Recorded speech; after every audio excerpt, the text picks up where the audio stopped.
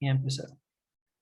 Bueno, nosotros cuando hablamos de los derechos en sí, o la evolución histórica de los derechos, tenemos que recordar que la sociedad y la naturaleza siempre ha sido injusta con los menos favorecidos, ya sea en condiciones físicas, en condiciones económicas, condiciones sociales, o hasta condiciones climatológicas.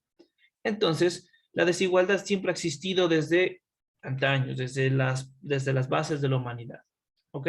Entonces, nosotros para establecer qué es esto de los derechos, todo derecho nace de una necesidad. Antiguamente, hace más de 3000 años, cuando ya existían sociedades ya organizadas, podemos ver que en un principio no había lo que se denomina derechos humanos. No existían esto de los derechos humanos. Más aún derechos. Existían privilegios para ciertas personas con un linaje, con peces iluminados por los dioses y traídos al trono por eso. O también hijos de aquellos héroes que liberaron pueblos. Ellos tenían preferencia. ¿Ok? Entonces era una sociedad muy injusta. Aquí, si eras débil, si estabas en el grupo de los vencidos o los desfavorecidos, no tenías ningún tipo de derecho. Vivías el resto de tu vida siendo mancillado y maltratado y fallecías y tus hijos seguían teniendo estos desprivilegios, seguías teniendo estas injusticias. Aquí sucede que en el año 539 antes de Cristo, antes del nacimiento de Cristo, se conquista Babilonia y se anuncia que todos los esclavos eran libres. Esto establecido por Ciro el Grande. Él establece o crea un cilindro de arcilla en la cual se iba a establecer ciertas leyes, ¿ok? Para el conocimiento de todos. Además, se dice que todas las personas que quieran o que tienen la libertad o tienen la libertad de profesar la religión que ellos piensen o quieran. Entonces aquí se establece un poco de laicismo dentro de una ley antigua. Entonces, muchos consideran que este cilindro de Ciro debe ser estudiado como una base de los principios de los derechos humanos. Porque aquí, por ejemplo, la línea 22 a la 34 decía, aquí vemos el ejemplo de cómo era el cilindro de Ciro, ¿no? Este es el cilindro de Ciro. Cuenta cómo se garantizó la paz, restableció los cultos y permitió regresar a sus tierras a los pueblos deportados en Babilonia. ¿Ok? Permitió a los esclavos regresar a sus casas después de haber sido conquistados. Toda esta idea se expandió hacia India en el año de 272 a.C. y también llegó a las polis, a la Grecia y ciertas polis, y tomaron como referencia algunas cosas, ¿no? No todas, especialmente la de la liberación de esclavos, no tomaron en cuenta. Llegó también a Roma en el año 27 a.C., cuando estaba en su alto imperio. ¿Ok? Se dieron cuenta que las personas siguen naturalmente ciertas leyes, aún si se lo pedían. ¿Ok? Y así nace la ley natural o legis naturalis. ¿Ok? Ciertas leyes que son naturales para los seres humanos, o ellos naturales, como yo les enseñaba en las anteriores clases. Posteriormente, en Roma, en el año 27 a.C., aunque copiaron este sistema democrático griego, aquí igual, lo que estamos estudiando, solo los ciudadanos mantenían el poder y estos aplastaban a los más débiles, incluyendo a las mujeres, que eran a veces esposas de los ciudadanos. ¿Ok? Aquí nace el principio del ius naturalismo. ¿Qué es el ius naturalismo? Esta postula la existencia de un cuerpo de derecho del hombre o del ser humano universales. En aquel entonces directamente al hombre, ¿no? Pero ahora lo hablamos en forma general. El ser humano. El ius naturalismo o el ius natural es un derecho natural que por ser humano lo tienes, ¿ok? Que son superiores, que son independientes, que no existe ningún ordenamiento jurídico o ninguna constitución, ninguna ley que tenga que establecer que deban existir esos derechos. Están prácticamente ligados a la naturaleza humana por ser seres humanos, por ejemplo, el derecho a procrear, el derecho a sonreír, el derecho a respirar. No puede ir legislado en una ley que diga las personas tienen que respirar siquiera 10,000 veces al día o serán sancionadas. No, es algo imposible de hacer, porque es un derecho natural que cada ser humano tiene. ¿De acuerdo? Ok. Entonces, hablando del ius naturalismo, el derecho natural llega a la conclusión de que hay que vivir de acuerdo a cómo somos, de acuerdo con nuestra naturaleza humana. Si no hiciésemos así, Simplemente el ser humano deja de existir porque es un derecho que por naturaleza tiene. ¿Ok? Pasemos. Aristóteles también habla un poco del iusnaturalismo, cuando estaba en auge el antiguo pueblo griego. Nos decía en su Ética a Nicomaco, este distingue entre la justicia legal y la justicia natural, que todo tiene lugar, la misma fuerza y no existe porque la gente piensa esto o aquello, sino que debe existir porque debe de existir. Aristóteles insiste en que las leyes naturales no son inmutables, pues en la propia naturaleza humana hay cambios naturales debido a los principios internos del desarrollo. ¿Ok? Por ejemplo, los niños tienen en su etapa de desarrollo, al ser niños, tienen derecho a jugar, tienen derecho a reírse, a salir al parque, tener mascotas, no a estar subiendo TikToks los niños pequeñitos o a estar bailando perreo. Eso es quitarle el derecho natural a los niños. Los niños con su derecho natural tienen derecho a disfrutar su niñez, no salir a vender en las calles. En teoría es esto.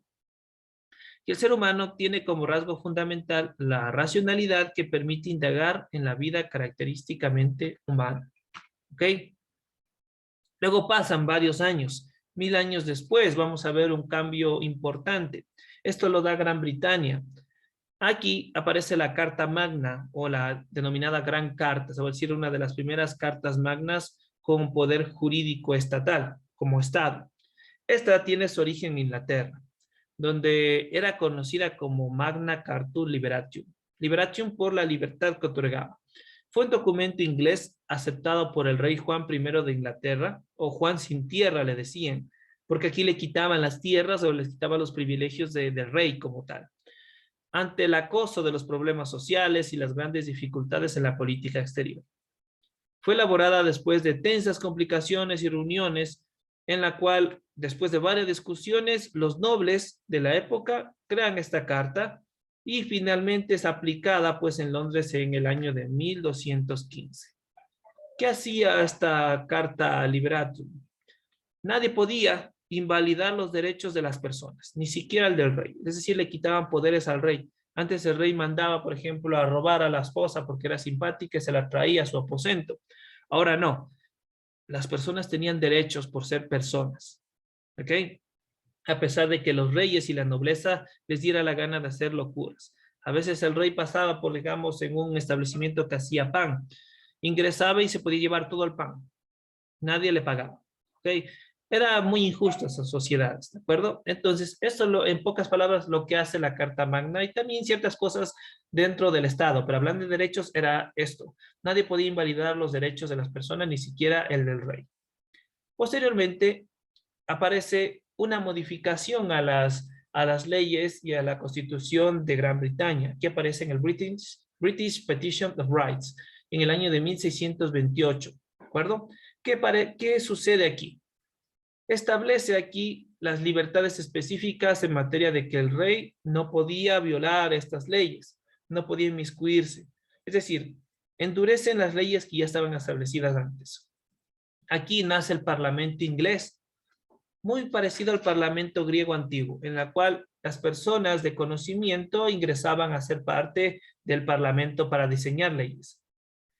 Antes de esto, previo a la Guerra Civil Inglesa que se dio en el año de 1628. ¿Ok? Entonces, ¿qué pasa en esta ley? Cita la ley marcial, que no se puede imponerse en tiempo de paz, ¿ok? Y que los prisioneros deben ser capaces de cuestionar la legitimidad de su detención a través del recurso de habeas corpus. Ya les expliqué lo que era el habeas corpus, es decir, sin una orden judicial de peso o una razón, nadie te puede detener. Y si te detiene, tú puedes aducir esto, el recurso de habeas corpus, para que en ese instante salgas y se te retribuyan tus derechos, se te devuelvan tus derechos oprimidos.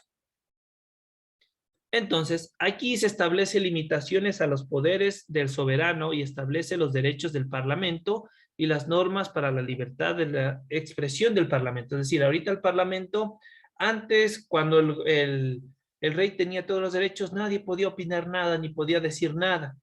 Aquí se da libertad de expresión para que ellos digan las cosas que no les gusta del sistema o del régimen en el que vivían y se crean y vayan creando leyes a favor, entre comillas, del pueblo, pero en aquel entonces era de la nobleza mismo, ¿ok? También la libertad para hacer elecciones periódicas al parlamento mismo y el derecho a la repetición del monarca sin represalia. Es decir, si decían algo, por ejemplo, una crítica al monarca, al rey, antiguamente se los mandaba a cortar la cabeza o a ahorcar, ¿sí? O a torturar. En cambio, ahora, según las leyes, ya no podía ser torturado por decir que no me caía el rey, etc.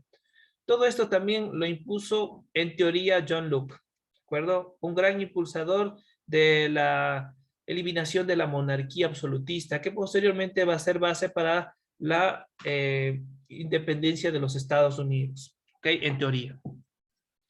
Después, en el año de 1700, aparece un nuevo movimiento llamado la Ilustración. Posteriormente a los movimientos llamados humanismos o renacimiento, donde la gente dejaba de pensar tanto en la religión y el castigo divino, y ahora empieza a interesarse por las ciencias y por el arte. Acá en la Ilustración aparecen los enciclopedistas, aquellas personas, como vemos aquí, que tenían algún tipo de formación académica, estudiaban en enciclopedias grandes, por ejemplo, tenían acceso a educación y eran ilustrados, entre comillas, inteligentes porque tenían mucho conocimiento. Estos ingresan a ser parte del Parlamento y formaciones de leyes dentro del Estado. ¿Ok? Esto se da en varios países de Europa Occidente y también llega hasta Rusia. ¿De acuerdo? Estas van a ser, se puede decir, ideas lumbres para que en Estados Unidos pues realicen lo que se denominará la independencia de los Estados Unidos de su madre patria. ¿Ok? Estas ideas independentistas de todos los ilustrados de Europa Occidental. ¿Ok? Marca un antes y un después, pues, de el manejo del Estado y las maneras como uno piensa de mantenerse frente al rey o frente a la nobleza. Aparecen nuevas formas de gobierno, en teoría, como la democracia y la república. ¿Ok? Entonces, los autores de la Declaración de la Independencia Estadounidense de los Estados Unidos de Bill of Rights, la Declaración Francesa de los Derechos del Hombre Ciudadano y los Polanco-Lituania Constitución fueron motivados por los principios de la Ilustración. ¿Qué quiere decir esto? El primer movimiento independentista para romper con la monarquía absolutista de los reyes fue en base a los principios de la Ilustración. Los ilustrados y las ideas ilustradoras fueron lo que permitieron a los pueblos desanexarse de su madre patria. También los principios ilustrados vinieron acá a América, también acá a Ecuador. Es por eso que aparecen esos movimientos de desanexarnos de el país español, sí, de España en aquel tiempo, ¿ok? Con la batalla del 24 de mayo, ¿ok? ¿Qué sucede aquí en la Declaración de Independencia de los Estados Unidos en 1776? Posteriormente hemos estudiado esto más a fondo, pero aquí, en 1765, el gobierno británico de Jorge III aumentó impuestos, especialmente al té y a los impuestos a las aduanas en el comercio marítimo, estableciendo primero un impuesto de timbre, sello que tenía que llevar los documentos jurídicos y que fue suprimido, y después un impuesto sobre el té que acabaría desencadenando la revolución. Ambos impuestos habían sido propugnados sin consultar a las colonias americanas del norte. Y esto trajo mucho malestar a aquellos colonos que vivían aquí en América. ¿Ok? En el puerto de Boston, un buque cargado de té fue saqueado por los colonos disfrazados de pieles rojas. Los colonos, considerados que ambos impuestos eran abusivos, se reunieron en el Congreso de Filadelfia y tras proclamar la Declaración de Derechos en 1774, se desanclaron o se declararon independientes en 1776. Posteriormente hay pues la guerra civil interna y también externa con respecto a los británicos. Entonces, ¿qué sucede en esta declaración? Esta declaración de independencia de los Estados Unidos se puede decir que son los primeros motivadores, innovadores en la historia que hace que la gente despierte y diga, no debemos vivir sometidos ante los reyes monárquicos, podemos ser estados independientes, ¿de acuerdo? Algo importante que hicieron en esta declaración de independencia, pues, principios de libertad e igualdad. Posteriormente, estas ideas llegaron a Francia y apareció la Revolución Francesa. En historia han de estudiar lo que es Revolución Francesa como tal, pero vamos a hablar aquí en el plano de derechos, ¿no? En la Revolución Francesa, aquí vemos que la corriente de la Ilustración, los principios de igualdad, fraternidad y libertad hicieron que las personas empiecen a pensar diferente, ¿ok? También la liberación de las colonias americanas hizo que los franceses crearan un nuevo sistema y eliminaran la monarquía absolutista que existía en Francia. Aquí es donde decapitan a su rey y a la reina que estaba en ese entonces, Luis XVI, y posteriormente crean un estado republicano. ¿Ok? Posteriormente, tras la caída de la monarquía absolutista, aparecen los derechos del hombre y el ciudadano en 1789. ¿Ok? Está aprobada por la Asamblea Nacional Constituyente francesa, documentada el 26 de agosto de 1789. Es uno de los documentos fundamentales de la Revolución Francesa en cuanto a definir los derechos personales y colectivos como universales. Influenciada por la doctrina de los derechos naturales, los derechos del hombre, y hablando directamente solo del hombre, se entiende como universales, es decir, para todos los hombres nacidos en Francia, válidos en todo momento y en ocasión al pertenecer a la naturaleza humana, estableciendo los derechos fundamentales de los ciudadanos franceses y de todos los hombres sin excepción, no incluía mujeres. Es considerado un documento precursor de los derechos humanos a nivel nacional e internacional. ¿Ok? Luego, como nos queda poco tiempo, hemos de hacer la parte 2. ¿De acuerdo? Vamos a detener